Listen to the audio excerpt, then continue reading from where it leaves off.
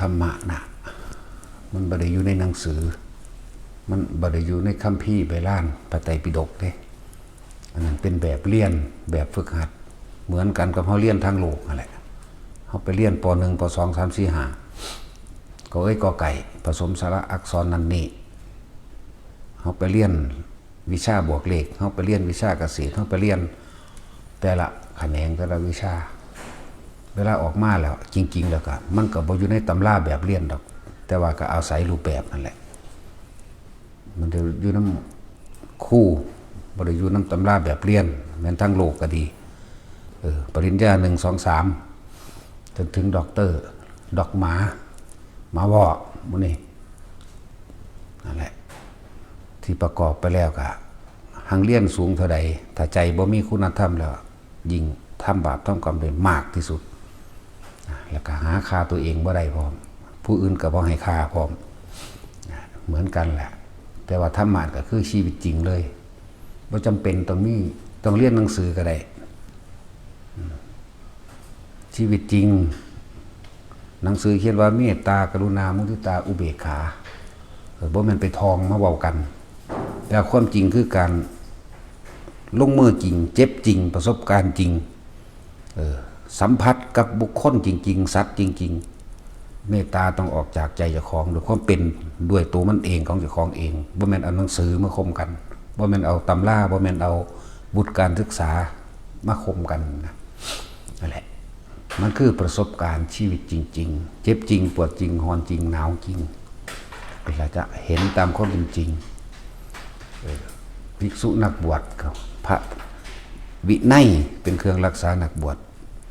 เนี่ยสิ่งที่สำคัญกับภิกษุนักบวชก็คือพระวินัยเพราะว่าเฮาพระท่านได้หูขออันใดควรอันใดบ่ควรเฮาก็ต้องศึกษาซะก่อนแล้วก็ทำตามได้อันนี้แต่ว่าประสบการณ์จริงก็คือการ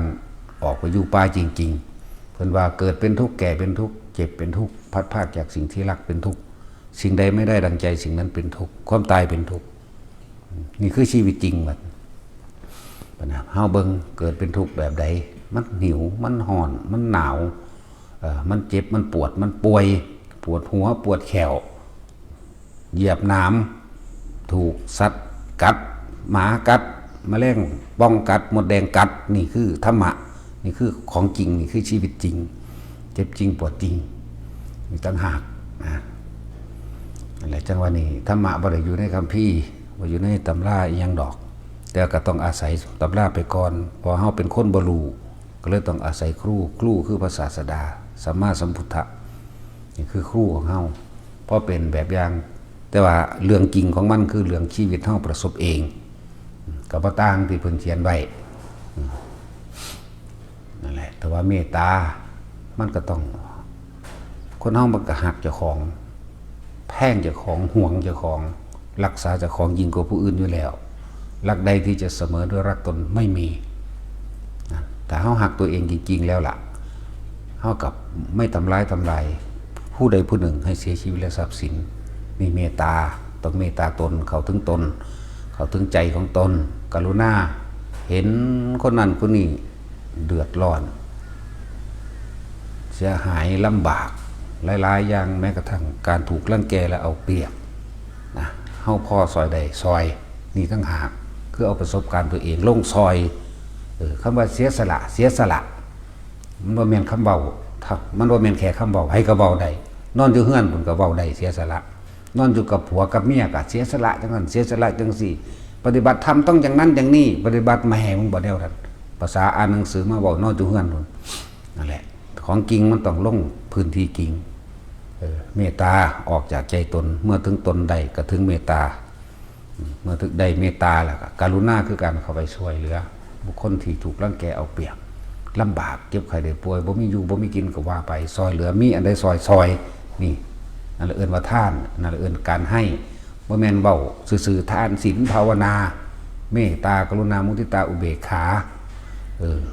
นั่นแหละเมตตากรุณามุทิตาก็เบิ่งชีวิตจริงเจ้าของในรถ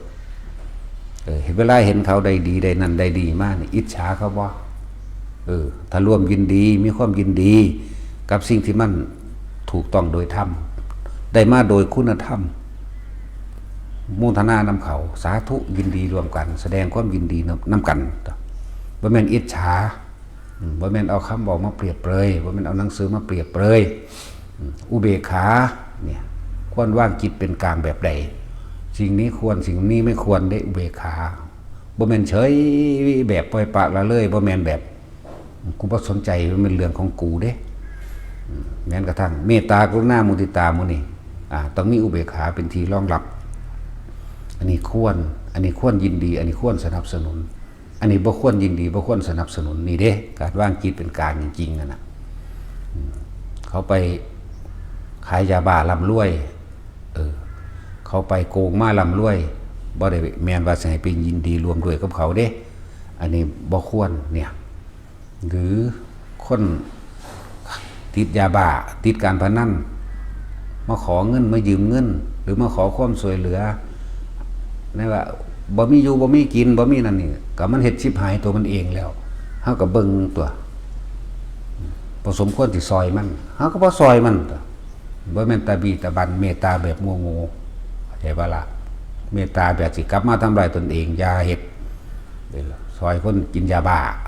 เขาขอเงินไปเฮาฮู้อยู่นี่ในชีวิตของเขาบักอันนี้ขายของ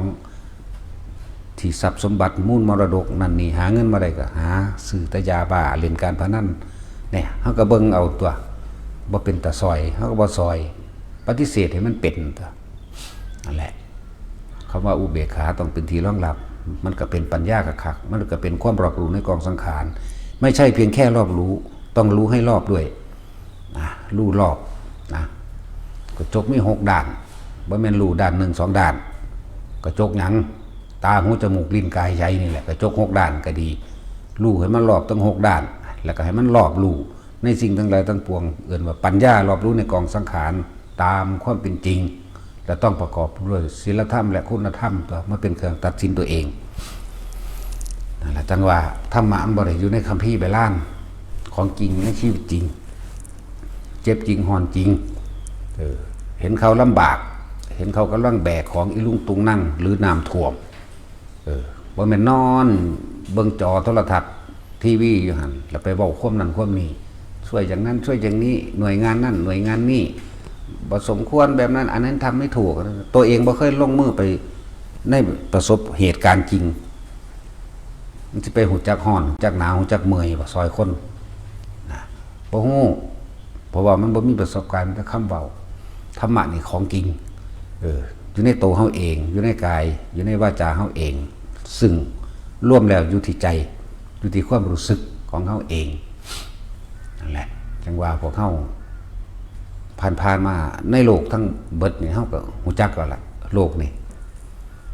แต่เฮาฟังธรรมพุทธเจ้าแล้วสิเข้าใจโลกนี้เกิดดับเกิดดับเกิดดับนับประมาณบ่ได้คนทั้งหลายก็เกิดตายตามกิเลสตามตัณหาตามกรรมเรียกว่ากรรมวัฏคือการกระทำของตนเองจากกิเลสวัฏคือความอยากได้วัตถุสิ่งของทั้งทรัพย์สมบัติทั้งหลายอันมีวิญญาณและบ่มีวิญญาณวิบากวัฏตัวเองกระทำเองตัวเองบ่ถอนเองก็ต้องกลับขึ้นมารับกรรมของตนเองที่กระทำตนเองบ่มีสิ่งศักดิ์สิทธิ์ใดดลบันดาลบ่มีผู้วิเศษดลบันดาลบ่มีพระเจ้าบ่มีพระพรหมมาดลบันดาลนั่นแหละนี่คือของจริงต่างหากพวกเข้าเกิดตายโดยความบ่รู้เรียกว่าอวิชชาคุ้มจิตอวิชชาบังปัญญาบังความจริงความจำบังความจริงจำว่าเกิดมาแล้วต้องเป็นทหารต้องเป็นตำรวจต้องเป็นครูต้องเป็นนั่นต้องเป็นนี่ความจำที่ศึกสั่งสมสั่งสอนกันมาเรื่อยๆต้องจำว่าต้องรวยจำว่าต้องมีอิทธิพลบ่จำว่าต้องยังที่เก่งกาจก็มูนั่นแหละโลกมันสอนให้จำส่วนธรรมคือความจริงสอนให้ทุกคนเข้าใจความจริงแล้วทิ้งมันให้ได้โลกสอนให้จำธรรมสอนให้ลืมคือลืมสัญญาของเก่าที่มันเป็นของบดีที่มันพาเขาเกิดเขาตายมันร่วมไปอยู่ที่จิตเท่านี้เด้สัตว์โลกเกิดตายเพราะตัณหาและอุปทานกิเลสวัฏความอยากได้ในวัตถุสมบัติทั้งหลายทั้งที่มีวิญญาณและไม่มีวิญญาณ มีวิญญาณกับช้างม้าวัวควายสัตว์เลี้ยงต่างๆตลอดทั้งลูกหลานเลี้ยงหล่อนผัวกูเมียกูนะเรียกว่าสมบัติที่มีวิญญาณและไม่มีวิญญาณกับพวกเลือกสวนไรหน้ารถเงินทองนี่แหละมันก็เวียนกันเลยการกระทำต่างๆเริ่มหมุนไปตามกิเลสตามตัณหาและอุปทานของตนตามความอยากและความยึดของตนสุดท้ายแล้วนี้บุคคลก็ต้องมาได้รับวิบากหมายถึงสิ่งที่ตัวเองกระทำไว้ศาสตร์นี้เฮามีชีวิตถูกทนลำบากหรือมีชีวิตพ่อสบายแน่หรือมีชีวิตดีๆขึ้นเพราะชาติที่แล้วชาติก่อนทำกรรมใดไว้ชาตินี้รับผลกรรมนั้นชาตินี้ทำกรรมใดไว้ชาติหน้ารับผลกรรมนั้นหนีบ่พ้นแต่ว่าในระหว่างปัจจุบันชาตินี้ปัจจุบันส่งผลมาจากอดีตเด้อปัจจุบันเฮามีชีวิตอยู่นี่อดีตผลกรรมของเฮาส่งมาพอเฮาบ่ว่างมันใดและปัจจุบันสิส่งผลกรรมไปในอนาคตคือศาสตร์หน้าแต่ว่าศาสตร์นี้เป็นกลางตอนนี้เฮาสามารถเลือกได้เลือกที่สิฝึกหัดปฏิบัติตนเองออกจากความยึดมั่นถือมั่น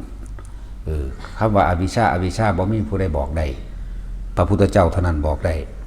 เมื่อเพิ่นนำความไม่รู้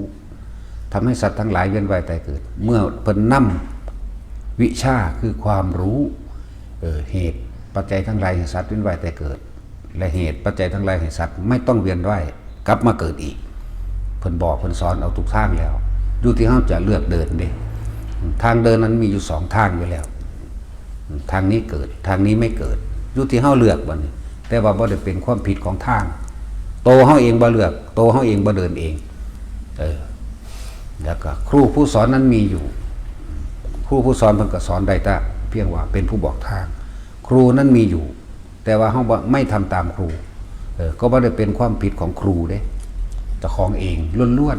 ๆนั่นแหละทุกอย่างมาจากเหตุเหตุปัจจโยอารัมมณปัจจโย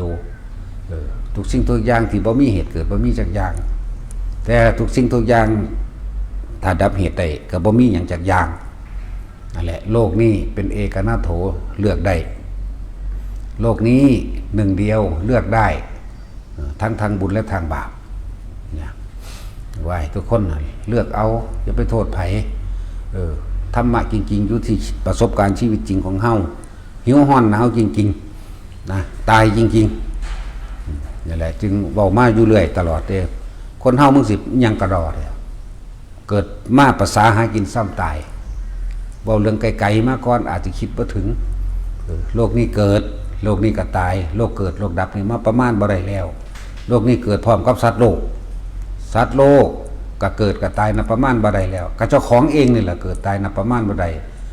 เขาว่านับประมาณบ่ได้ภาษาบาลีเพิ่นว่าอาจสงไขยว่าอาจสามารถนับประมาณได้ไม่อาจสามารถสงเคราะห์เข้าให้เป็นจำนวนได้นั่นเกิดตายเวียนมานี่ตลอดล่ะคนก็ยังเกิดคนก็ยังตายคิดเบิ่งดูเอาแค่คิดถึงนี่ 2,000 กว่าปีมาคำสอนพุทธเจ้านี่มีมาเรื่อยๆนี่แล้วพระพุทธเจ้าอาศัยธาตุขันธ์ร่างกายอันนี้แล้วเพิ่นไปไสตายแล้วพระโมคคัลลาภาษาหรือบุตรทั้งพุทธสาวกทั้งหลายไปไส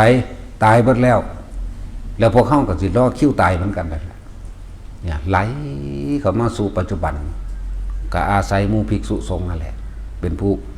บวชบรรพชานำคำสอนอันนี้มาแสดงให้พวกเฮาพอได้หูทางเห็นทางเห็นก็เห็นในความคิดเจ้าของนั่นแหละส่วนที่ทำตามหรือบ่ทำตามก็เป็นของไผของมันเลือกได้บอกว่าโลกนี้เป็นเอกนาโถเป็นหนึ่งเดียวที่เลือกได้นะหลังจากตายไปแล้วเป็นการรับผลของการกระทำในโลกนี้การกระทำในปัจจุบันนี้พวกเขามันเกิดมาโดยสมบูรณ์แล้วเด้เห็นอนิจจังคือความบ่จีรังยั่งยืนของชีวิตและทุกสรรพสัตว์และวัตถุเห็นทุกข์ในตนเองที่ตัวเองเขาไปยึดนะยึดไผเข้ามาบ่จีรังปูยาตายายพ่อแม่ลุงป้าอาอาวบุคคลที่สร้างประโยชน์ให้เจ้าของยึดผู้จังสันแต่บุคคลที่ทำให้โกรธให้เกลียดไม่ยึดอย่าลืม สุขกับทุกข์ติดกันรักกับเกลียดติดกันและเหตุทั้งใดเฮาสิพรากมันออกได้ทั้งสองอย่างฝึกหัดนะฝึกหัดทุกคนฝึกได้โลกนี้ฝึกได้คำสอนเพิ่นก็มีอยู่แล้วบอกทางถูกบอกทางผิดไปเบิดอยู่ที่เฮาสิเดินอยู่ที่เฮาสิปฏิบัติเองนั่นแหละจังว่าภาษาเกิดมาหากินซ้ำตายมันสิยังกระดอแท้ภาษาชีวิตพอซ้ำนี้นึงคืนสมบัติให้แก่โลกเสียคืนตัณหาคือความอยากได้อยากดีอยากมีอยากเป็นคืนอุปทานคือความยึดในอารมณ์หาวิธีสลัดอารมณ์ความพอใจเลยก็พอใจออกให้เป็นตัณหาอุปทานความอยากและความยึดนั่นแหละจังว่าทุกคนก็ฝึกได้จะมาจมอยู่ในโลกอันนี้นะโลกนี่เขามีไว้เหยียบก้าวข้ามไปมันได้บ่ได้มีไว้แบกอะละเพราะ